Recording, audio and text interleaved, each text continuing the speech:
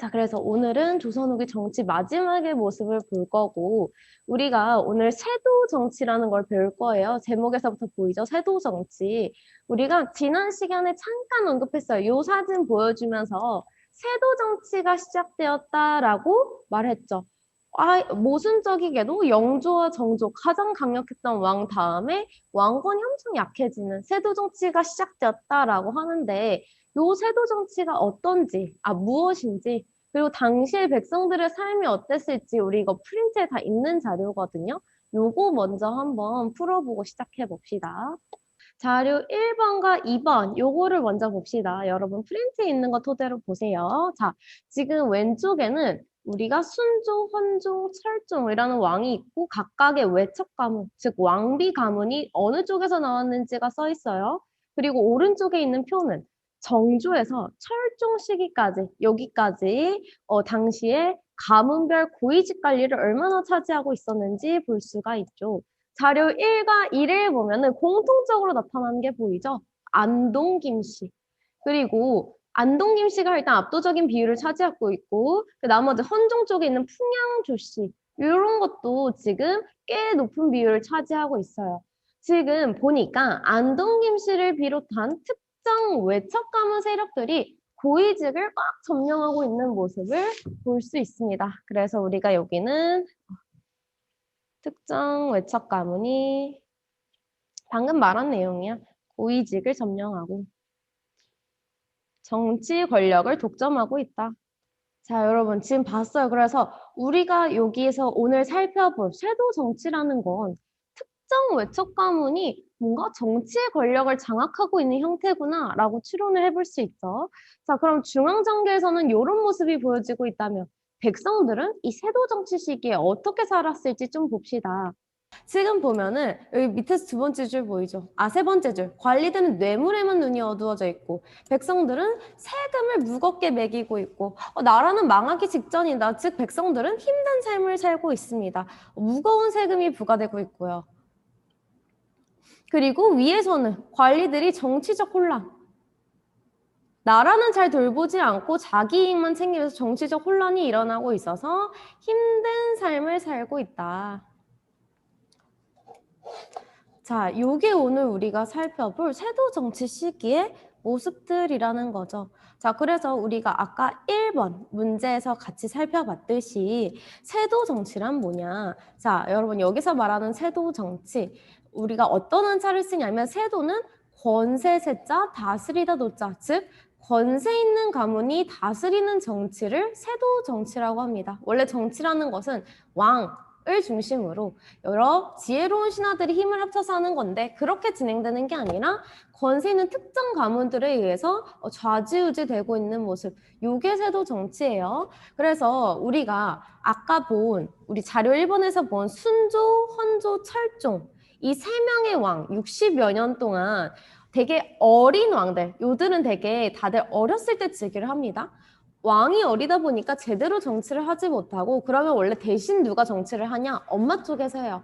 그래서 특정 외척 가문 세력, 이런 안동 김씨 같은 세력들이 권력을 잡은 거. 요게 세도 정치예요. 여러분 프린트 보세요. 프린트에 뭐라고 써져 있어요? 조선 후기 나타난 정치 형태로 정조 이후에 이제 어린 순조부터 시작입니다. 순조가 왕위에 오르면서 왕실의 외척 세력을 중심으로 한 몇몇 유력 가문이 정치 권력을 장악한 것을 이르는 말. 자, 그래서 우리가 지난 시간에 영조와 정조까지 살펴봤었죠. 이 둘은 정말 강력한 왕권을 토대로 붕당의 대립도 완화시키고 탕평책도 시행하고 정말 다양한 정책들을 펼친 왕이었지만 이 정조가 좀 빨리 죽어버리는 바람에 다음에 요 순조 시기부터 갑자기 왕권이 엄청 약해져 버리는 세도 정치가 시작됐다. 자, 이렇게 정리해 볼 수 있어요. 자, 그래서 이 세도 정치 시기에는 여러분 2번 보이죠? 세도 가문, 아까 살펴본 안동깁시나 풍양조씨 이런 사람들이 권력을 장악해요. 자, 여러분 우리가 예전에도 배웠습니다. 왕권이 강하지 못하고 왕권이 약화되고 신하들의 권력이 강화되면 자연스럽게 힘이 커지는 기구가 하나 있어요. 기억나나요? 우리가 그 기구를 배웠는데 비변사. 비변사라는 기구를 얘네는 중심 기구로 활용을 합니다. 자, 그래서 이 비변사를 장악하여 권력을 독점한다. 자, 그래서 마지막 세도 정치의 결과 지금부터 쭉 말하고 있어. 지금까지 왕권 당연히 약화됩니다. 왕권 약화. 정치적으로 혼란해요. 정치적 기강이 문란해. 정치 기강이 잘 잡힐 리가 없겠죠. 정치적으로는 혼란하고 당연히 사회적으로도 아까 우리 백성들 힘든 거 봤듯이 여러 가지 폐단이 발생하는데 그 여러 가지 폐단 중에서 오늘 우리는 삼정의 문란이라는 것을 중점적으로 한번 살펴볼 거예요. 삼정의 문란. 자, 이쪽으로 넘어오세요, 여러분. 자, 삼정의 문란이 도대체 뭘까 살펴볼 건데 그 전에 지금 당시에 정치적으로 얼마나 문제점이 많았는지 좀 볼게요. 자, 배경이 뭐냐? 자, 여러분, 세도 가문들이 지금 정치를 꽉 잡고 있잖아요. 내가 이제 출세를 하고 싶어. 출세를 하고 싶잖아요. 그러면 더 이상 과거 잘 보고 상은급제하고 능력 있는 사람이고 백성들을 얼마나 위하고 이런 건 다 상관이 없다는 거죠. 다만 내가 잘 나가기 위해선 뭘 해야 돼? 저 위에 있는 세도 정치 가문들에게 잘 보이는 것. 라인을 잘 타는 게 이제 중요한 시대가 됐어요. 정치가 부패했죠. 이것만 봐도. 자, 그래서 내가 관직을 얻기 위해서는요, 여러분, 능력 이런 게 중요한 게 아니라 위에 사람들한테 뇌물을 얼마나 잘 바치냐가 중요합니다. 자, 그래서 우리 요것들 배웠어요. 관찰사, 여러분 기억나죠? 도를 다스리는 사람이에요. 지금으로 치면 경기도지사 정도 되는 사람, 서울시장 정도 되는 사람. 그래서 관찰사는 얼마를 줘야 돼? 5만 냥을 줘야 돼요. 그 아래에 있는 수령, 사또 자리에 가려면 3만 냥 정도를 받쳐요. 자, 이렇게 뇌물을 통해서 관직을 사고 파는 행위를 우리는 매관매직이라고 합니다. 관직을 사고 팔다라는 뜻이죠. 그래서 1번에 세도 가문의 매관매직, 뇌물로 지금 관직을 사고 팔고 있고요. 자, 그래서 2번에 보이죠. 아무리 과거에 급제를 잘 하더라도 내가 출세하기 위해서, 승진하기 위해서는 저 위에 있는 세도 가문들한테 무조건 뇌물을 바쳐야 되는 시스템인 거예요. 자, 그러면 여러분, 내가 3만 냥을 내고 수령이 됐다고 생각을 해봅시다. 사또가 됐어요. 자, 여러분, 내가 이 정치를 개혁해보겠다. 백성들을 너무너무 잘 다스려보고 싶은데 기회가 없으니까 3만 냥을 냈을까요? 그럼 3만 냥을 받고 가서 백성들에게 정말 좋은 정치를 해줬을까요? 아니죠. 요거는 그 사람들 입장에서는 기회비용인 거예요. 3만 냥을 내고 그 자리에 들어갔잖아. 그럼 들어갔으면 뭐예요? 뽕 뽑아야지. 누구한테? 요 3만 냥 이거에다 낸 거 플러스 알파로 밑에 있는 백성들에게 세금을 걷는 거예요. 그러려고 들어간 거야.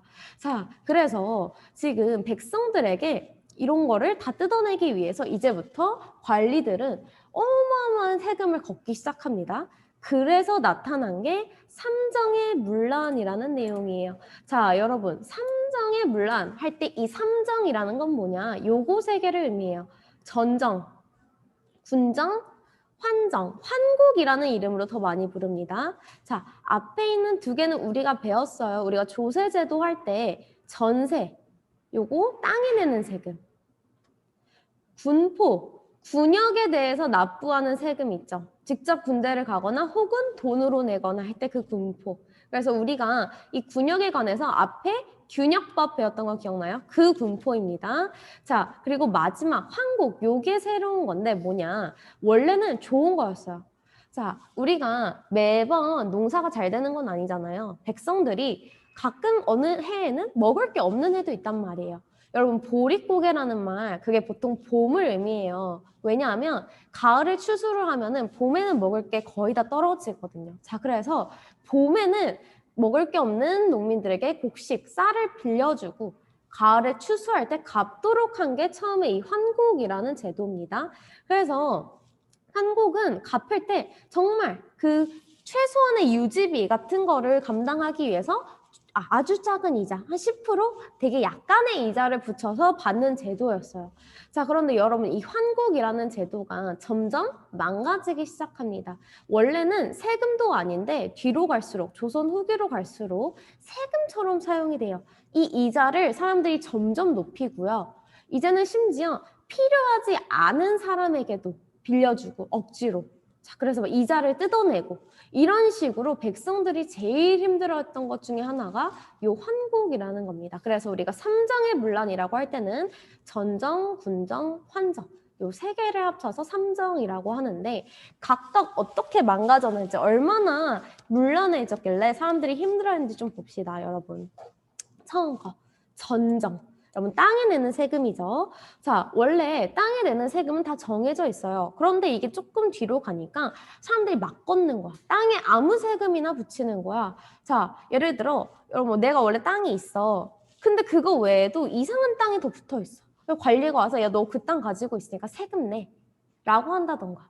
아니면 여러분 원래 땅에 대한 세금이라는 거는 그때 그 땅은 농사를 지을 수 있는 정상적인 땅을 의미해요. 그래야 생산물이 나서 세금을 낼 수 있으니까. 아무것도 나지 않은 황무지에는 원래 세금을 걷지 않아요.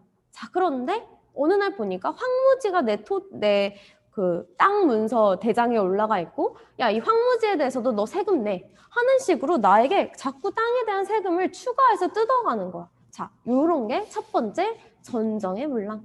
전정의 문란입니다. 자, 두 번째 봅시다. 두 번째. 군정이에요. 여러분, 우리가 군정, 군포의 문제점은 균역법이 할 때도 봤어요. 자, 여러분, 균역법이 왜 나왔나 생각해보면 그때도 설명했죠. 육반 마을에 100명이 사는데 100명이 살면 원래는 1년에 2필이니까 200필입니다. 요거 기억나죠? 200필인데 자, 이제 양남 거치고 전쟁 나고 뭐 하고 먹고 살기 힘들어지고 하면서 사람들이 막 다 도망갔어요. 육반에 이제 50명밖에 없어. 자, 그런데 가서 말하는 거죠. 야, 지민아, 너가 도연이랑 친하다며? 근데 도연이 도망갔거든? 지민아, 너가 더 내. 도연이까지 더 내. 이런 식으로 남아있는 사람들에게 더 부과한 게 이 군포의 문제점이라고 했어요. 그래서 균역법이 나왔죠. 어떻게? 이때 2필인 것을 이제 줄여줘서 반값으로 1필로 줄여줬어요. 자, 그래서 일시적으로 백성들의 부담은 줄어들었을지 몰라도 여러분 다시 후기로 오면 똑같은 문제가 발생한다는 거죠. 다시 똑같아요. 그러면 1년에 1필이니까 100필이라고 해봅시다. 그 사이에 사람들이 또 도망갔어. 요 똑같은 문제가 또 벌어지는 거예요. 다시 뭐 이제는 20명밖에 안 사는데 거기다 내고 남은 사람들한테 야, 너가 걔 친척이라며 이웃이라며 너가 내. 혹은 정말 심한 경우에는 이런 거죠. 갓난아기. 여러분. 원래 이 군포라는 것은 성인 남성 기준이에요. 16세에서 60세의 사람들.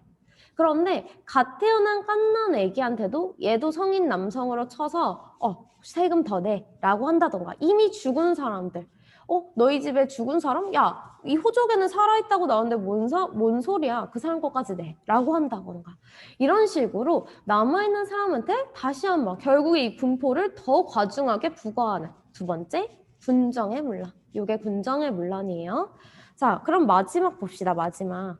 여러분, 황곡이 가장 심하다고 했어요. 황곡의 문란이 가장 큰 사회 문제인데 이 원래 참 좋았던 제도가 뒤로 갈수록 악용이 되기 시작합니다. 이자를 뜯어내기 위해서 억지로 빌려줘요. 자, 그래서 필요하지도 않은 쌀을 받고 보니까 어때? 그 한 포대기 절반이 자갈과 모래예요. 온전한 쌀도 없고 이미 다 썩은 쌀. 이런 걸 억지로 빌려줘요. 그런데 갚을 때는 어떻게? 갚을 때는 온전한 건강한 쌀, 좋은 쌀로 이자까지 쳐서 갚아내야 되는 거. 부당하죠, 여러분. 백성들이 그래서 이 황국 때문에 너무 힘들어합니다. 강제로 빌려주거나 여기 그림에 보이듯이 껍질과 모래 투성이에요. 받아도 정상적인 쌀이 아니지만 갚을 때는 온전한 쌀로 갚아내야 되는 시스템. 세 번째, 환곡의 문란. 자, 이런 식으로 세금을 엄청 많이 백성들에게 뜯어요. 이 세 가지를 활용해서. 자, 그래서 여러분이 삼정의 문란이라고 써져 있는 부분 있죠. 여러분 교과서 펴놨죠. 198쪽에 보면 밑에서 그 삼정의 문란 지금까지 설명한 거 쭉 다시 설명하고 있거든요. 그래서 밑에 삼정의 문란이라고 돼 있는 그 문장 있죠. 거기 뭐라고 써 있냐면 탐관 오리들은 세금의 액수를 마음대로 늘리거나 새로운 항목에 세금을 추가했다. 요거 써주면 됩니다. 요 문장 써주세요. 자, 그래서 이들이 어떻게 새로운 세금의 항목을 추가하고 했는지는 방금 다 구체적으로 설명해 줬죠. 이런 식으로 새로운 세금, 액수를 마음대로 뜯어갔다. 자, 그래서 여러분 쓰면서 들으세요. 삼정의 문란, 이런 삼정의 문란으로 인해서 지금 백성들은 여러분 너무너무 살기 힘들어요. 살 수가 없어. 그러다 보니까 결과, 마지막 줄에 뭐라고 써 있어요? 도망가요, 도망가. 도망가서 그냥 떠돌이 생활을 하는 유랑민이 되거나 아니면 그냥 하루 벌어먹고 사는 품팔이로 살아가거나 아니면 이제 나중에는 더 이상 농민들이 참지 못해서 어떻게 돼요? 봉기를 일으키는 모습까지 우리 뒤에 볼 겁니다. 대표적인 난 홍경래의 난, 임술농민 봉기 같은 거 써져 있죠. 요거 조금 이따 마지막에 볼 거예요. 자, 그래서 삼정의 문란 때문에 이렇게 힘들어요. 여러분 지금까지 배운 요 삼정의 문란 내용 밑에 한 걸음 더 있죠. 각각 두 가지를 묘사하고 있어요. 한번 읽고 뭐에 해당하는지 한 번씩 써보세요. 가 같은 경우에 뭐라고 하고 있어요? 첫 번째, 시아버지는 죽었고요. 그래서 이미 상복 입었고 깐난아기는 배냇물도 안 물렀대. 태어난 지 갓 태어난 애기예요. 자, 여러분 그러면 우리가 볼 때 지금 요 집에 원래 3대가 사는 거죠. 시아버지가 있고 그 다음에 아들이 있고 그 다음에 손자가 있단 말이에요. 원래 이 3명 중에서 군포를 내야 되는 거는 16세에서 60세의 성인 남성에 해당하는 아들밖에 없습니다. 그런데 어떻게 돼 있어요? 3대 이름이 모두 군적. 이 군적에 실리면은 군포를 내야 되는 사람들이란 뜻이에요. 그래서 군적에 실려 있대. 여러분, 요게 삼정의 문란이죠. 이미 죽은 사람이나 갓난아기까지 모두 군적에 포함시켜서 군포를 내라라고 했던 군정의 문란. 자, 나 같이 봅시다. 나 첫 번째 줄만 봐도 우리가 좀 추론을 할 수가 있어요. 봄에는 좀 먹은 쌀, 여러분 썩은 쌀이에요. 썩은 쌀을 한 말 빌렸대. 자, 그런데 가을에는 온전한 걸로 쌀 2말, 이자까지 쳐서 갚아야 된다. 여러분 아까 설명했던 환곡의 문란 내용이죠. 자, 그래서 가는 군정, 군포의 문란, 나는 환곡, 환정의 문란으로 우리가 정리를 해볼 수 있어요. 자, 그래서 여러분 지금까지 배운 것처럼 여러분 이제 뒤에는 우리가 사회 문제가 어떻게 나타나는지 좀 배울 건데 이 시기에 나타나는 모든 사회 문제는 원인 다 똑같아. 무조건 세도 정치와 삼정의 문란이에요. 요것 때문에 사람들이 힘들어하는 거거든요. 세도 정치와 삼정의 문란. 이건 세뇌하듯이 알아야 됩니다. 자, 요 두 개가 가장 큰 사회 문제의 원인이 돼요. 자, 그래서 사람들이 너무 먹고 살기 힘들어. 자, 여러분 그래서 사람이 원래 힘들수록 종교의 의지를 하는 경향이 있잖아요. 자, 그래서 나 진짜 이 세상에는 희망이 없어. 어떻게 살아가? 너무 힘들어. 자, 그러다 보니까 새로운 세상을 꿈꾸는 새로운 사상들이 유행을 하기 시작합니다. 3가지로 나눠서 볼 건데요. 첫 번째, 예언사상, 민간사상. 두 번째, 천주교. 세 번째, 동화. 우리 이 3가지 사상들을 한번 살펴볼 거예요. 자, 백성들이 너무 먹고 살기 힘드니까 이런 예언 사상이나 첫 번째, 민간 신앙에 주목을 하기 시작합니다. 그 중에 가장 유명한 게 정감록이라는 책이 당시에 유행을 하거든요. 자, 이 정감록은 여러분 어떤 내용이냐? 보이죠? 정시성을 가진 새로운 왕조가 등장한다는 거예요. 여러분 지금은 이성계, 즉 이씨 왕조죠. 자, 이씨 왕조는 이제 무너지고 정씨 왕조가 새로 와서 새로운 왕조가 이제 등장을 해서 이 이씨 왕조를 무너뜨리고 우리를 구원해 줄 거야. 새로운 시대가 올 거야 라는 게 요 예언신앙, 민간신앙 중에 정감록의 내용. 자, 이런 식으로 새로운 세상을 꿈꾸는 거예요. 두 번째, 미륵신앙도 옆에 써져 있죠. 프린트에. 여러분 미륵신앙이란 건 미래의 부처입니다. 미래의 부처가 나타나서 우리를 구원해 줄 거야. 요런 사상들. 자, 두 번째 볼게요. 자, 우리나라에 드디어 천주교가 이때 조선 후기에 들어오기 시작해요. 자, 이 천주교는 여러분 서양의 종교죠. 자, 그래서 어떻게 들어왔냐? 일단 첫 번째, 전래. 중국에서 들어옵니다. 청나라를 통해서. 청나라를 통해서 처음에 우리나라에 들어올 때는 어떻게 받아들여지냐? 종교가 아니라 하나의 학문으로서 들어와요. 학문으로서. 그래서 사람들이 막 이거를 연구해. 그래서 이때 천주교는 우리나라에선 서양에서 들어온 학문이라고 해서 서학으로 불려요. 자, 그래서 이렇게 처음엔 받아들여지다가 여러분 2번 확산. 이제 확산되는 모습을 보면 이제 한 세기쯤 지나니까 18세기쯤에는 천주교를 신앙으로 믿는 사람들이 이제 등장을 하기 시작하는 거죠. 학문이었는데 처음에는 뒤에 들어오니까 얘를 진짜로 종교로 믿는 사람들이 발생을 해. 자, 그러면서 여러 계층에 퍼져나가는데 이거 주로 믿었던 사람들, 남인, 뭐 소론, 여성들 이런 사람들이 막 믿습니다. 자, 그래서 여러분 정약용 알죠? 정약용 가문도 천주교를 믿었다 해요. 남인 계열이거든요. 자, 그런데 이런 천주교의 확산을요. 처음에 조선 정부는 냅뒀어요. 정조 때만 해도 그래. 그냥 그러니까 당연히 조선 정부는 요게 싫죠. 서양의 학문이잖아요. 보수적이니까. 근데 그냥 저런 거 오히려 더 정조 시기만 해도 국가가 나서서 잡으면 괜히 더 확산되고 괜히 더 퍼진다. 관심을 주지 않으면 그냥 저러다가 말겠지라고 생각을 했어요.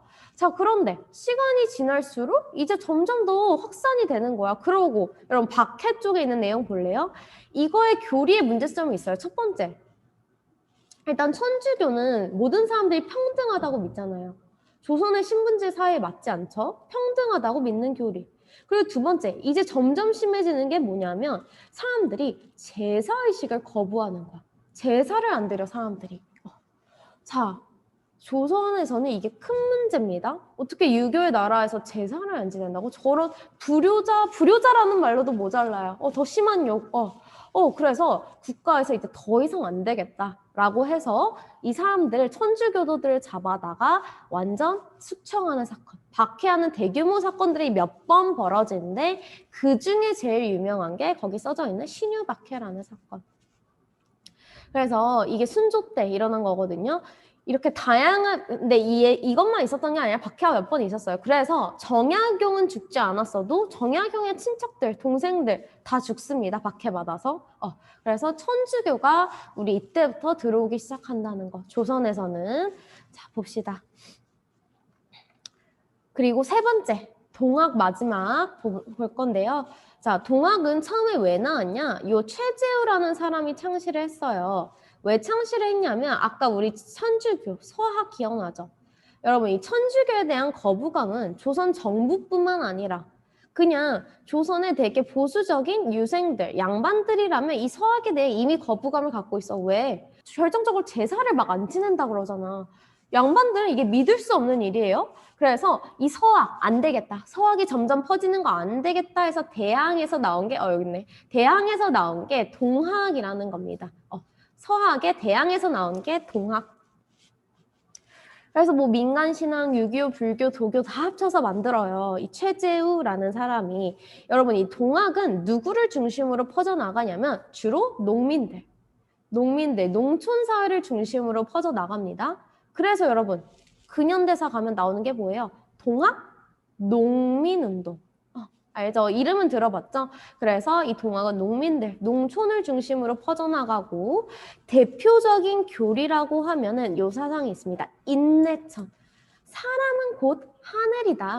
하늘 아래 모든 사람은 다 똑같아. 그러니까 요것도 결국에 뭐예요? 평등 사상인 거예요.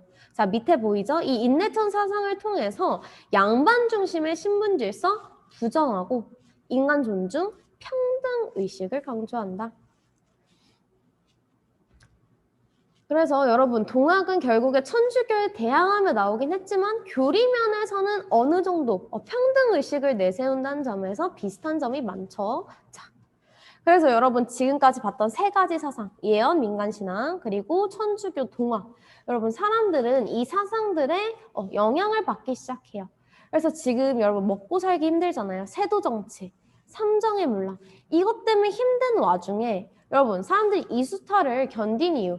저 사람들이 나에게 세금을 걷어가는 이유는 뭐예요? 저 사람들이 양반이란 이유로, 관리란 이유로 나에게 세금을 뜯어가? 근데 지금까지는 신분제 사회가 당연한 건 줄 알았으니까 그래도 참았어. 힘들어도 참았어. 자, 그런데 이런 사상들이 사람들한테 영향을 미쳐요. 야, 새로운 세상이 올 거래.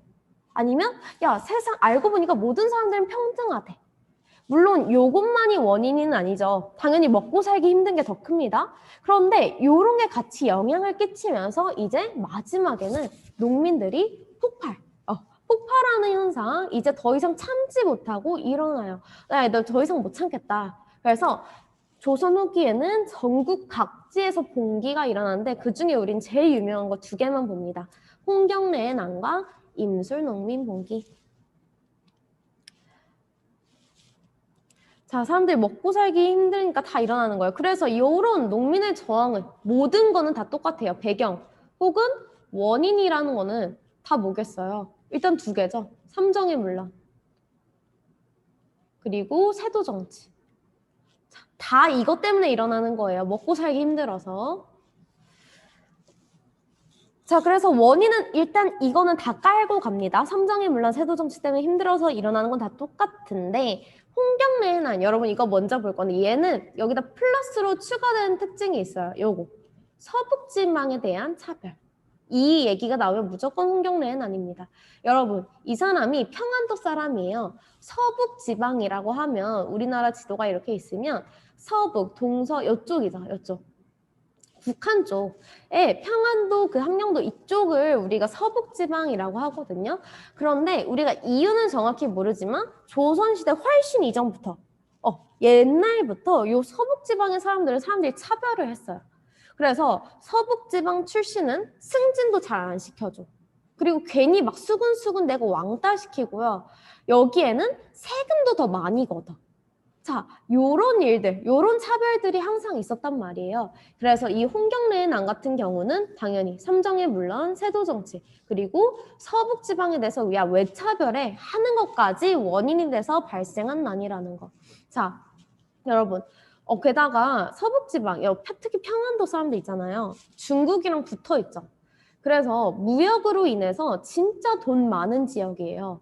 자, 그래서 우리 지역은 부도 축적돼 있고, 그러니까 못 사는 지역도 아니고. 그런데 자꾸 우리를 차별하니까 더 화가 났겠죠. 자, 그래서 요게 홍경래의 난. 두 번째, 임술농민봉기 봅시다. 얘는 임술년에 일어난 농민봉기라서 임술농민봉기라고 합니다. 어디서 시작이 되냐? 진주. 여러분 진주 대첩 기억나요? 요쯤. 자, 아래에서 시작을 해요. 자, 그런데 이게 어떻게 퍼지냐? 경상도 지방으로.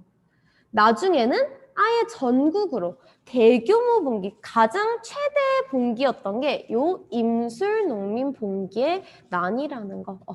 자, 가장 최대 규모의 농민봉기였어요. 당연히 원인은 뭐겠어요? 삼정의 문란 그리고 세도정치. 요거에 반대하면서 일어난 거. 자, 그래서 여러분 여기까지 우리 조선 후기 정치사는 다 배웠어요.